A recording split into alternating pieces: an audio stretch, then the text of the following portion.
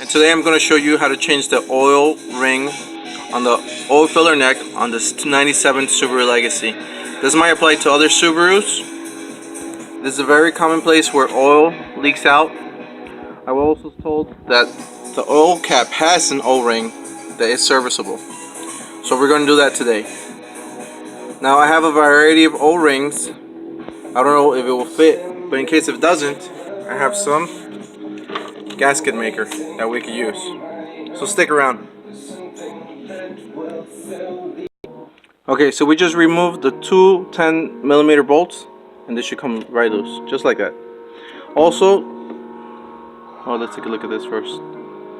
Yeah, that looks like it needs to be serviced. I don't know, you can take a look at that oil that was spilling around there. Also, we disconnected the cam position sensor so we can have better access. So when we put it back together, don't forget to connect that.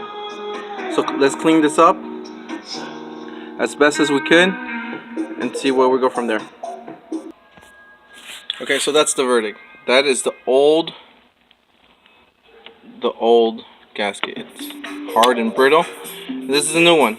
Now I got it from an oil ring set. Now why I'm not gonna go get the OEM one? Well, the Subaru dealership is like 30 miles away, and I don't have time to order it online and wait 2 or 3 days for it to get here for a $3 part. So I'm just gonna improvise. I'm gonna clean it real good. I'm gonna clean where it connects to real good, and just apply a little bit RTV silicone around the edges, just so we can ensure a good seal. I'm pretty sure this will work as well. Goodbye. Okay, I don't know if you can tell or not, but I already cleaned the mating surface for the neck filler tube. I cleaned it with Windex. You use Windex for anything. I took a razor blade, took all the previous silicone off, and now this is what we got right here. It looks like a lot, but I don't know if you can tell. It's kind of deep. It's like a deep dish type of deal thing going on here.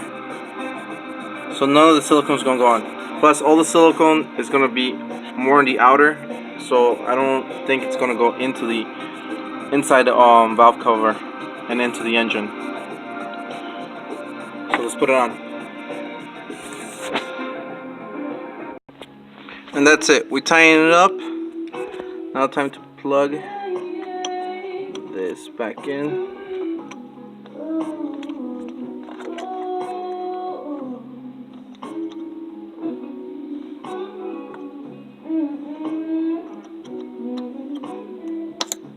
Done. As you can see, I cleaned up as best I could.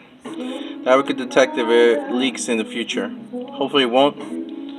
I put some RTV silicone.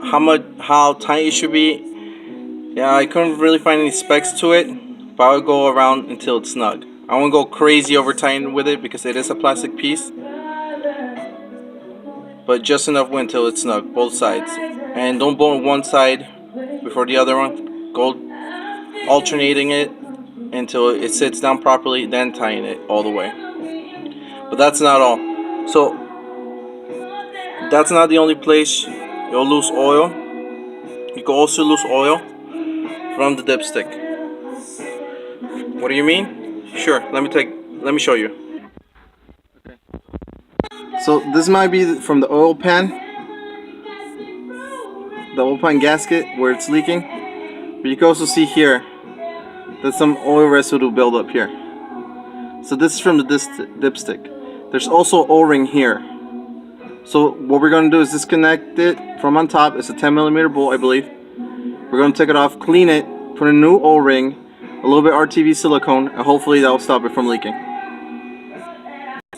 In case you don't know where the 10mm bolt that holds the dipstick, it's right there. It's not that far from the oil filler tube.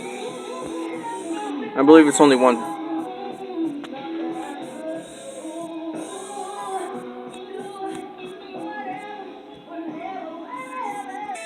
Alright, same deal like top. These gaskets are hard and brittle.